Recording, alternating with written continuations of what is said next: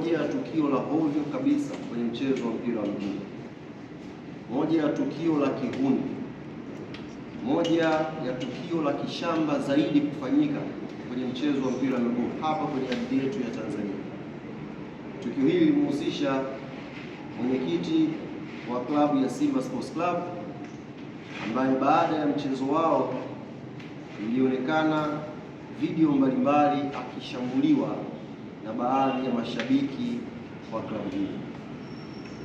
Sisi kama Young Africans Sports Club kwanza tunalaani vikali vitendo hivyo. Ni vitendo vya kihuni ambavyo havina nafasi yoyote kwenye mchezo huu pendwa wa mpira wa miguu.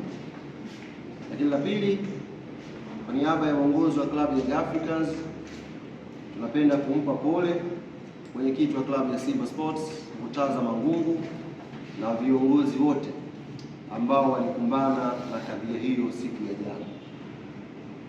Ziko nyakati tunaweza kupishana kwenye itikadi zetu za kimpira, lakini linapokuja swala la football kuwa fair play, kama vilabu lazima tutoe matamko haya kukemea na kupinga vikali vitendo vya kihuni ambavyo vilifanyika jana kwenye uwanja wa Benjamin Mkapa.